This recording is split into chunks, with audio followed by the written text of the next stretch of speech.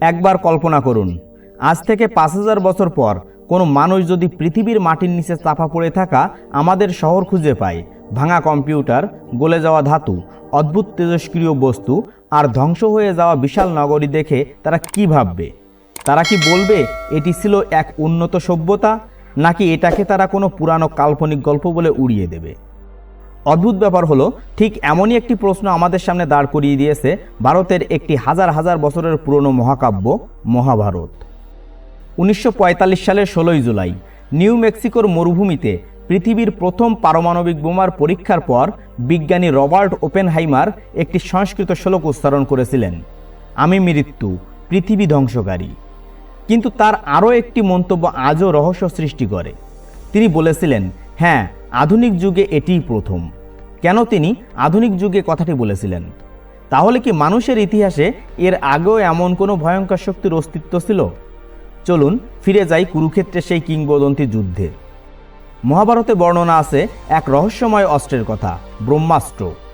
বলা হয় এটি নিক্ষেপ করলে আকাশ হাজার সূর্যের মতো উজ্জ্বল হয়ে উঠত, প্রচণ্ড উত্তাপে প্রকৃতি ধ্বংস হয়ে যেত, আর যুদ্ধক্ষেত্র হয়ে উঠত মৃত্যুপুরী।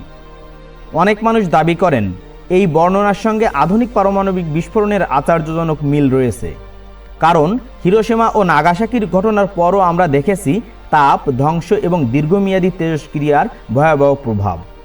কিন্তু এখানেই আসে আরও রহস্যময় একটি অধ্যায়।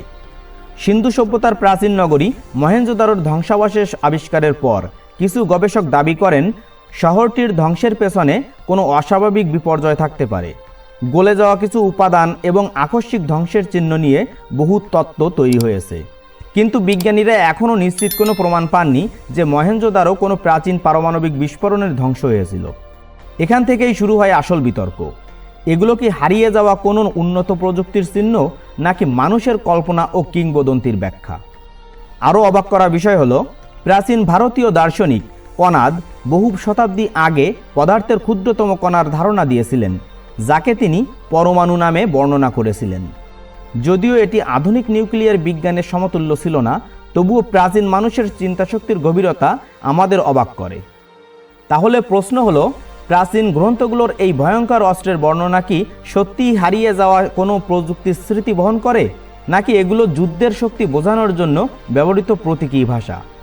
সত্যটা হয়তো আজও মাটির গভীরে লুকিয়ে আছে, কারণ ইতিহাস আমাদের একটি শিক্ষা দেয়, প্রতিটি সভ্যতা নিজেকে পৃথিবীর সবচেয়ে উন্নত মনে করেছে, কিন্তু তাদের অনেকের অস্তিত্ব আজ শুধু ধ্বংসস্তূপে হয়ে পড়ে আছে।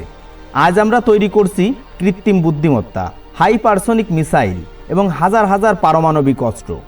কয়েক হাজার বছর পর ভবিষ্যতের মানুষ যদি আমাদের সভ্যতার ধ্বংসাবশেষ খুঁজে পায়, তারা কি আমাদেরকে উন্নত বিজ্ঞানী হিসেবে মনে করবে, নাকি কোনো হারিয়ে যাওয়া পৌরাণিক জাতি? তাহলে আপনার কি মনে হয়, মহাভারতের ব্রহ্মাস্ত্র কি সত্যিই কোনো প্রাচীন উন্নত অস্ত্রের স্মৃতি, নাকি এটি শুধু মানুষের কল্পনায় তৈরি এক অসাধারণ প্রতীক? আপনার মতামত কমেন্টে লিখুন, কারণ হয়তো এই রহস্যের উত্তর লুকিয়ে আছে ইতিহাসের সেই অন্ধকার অধ্যায়ে, যার শেষ পৃষ্ঠা এখনও খোলাই হয়নি।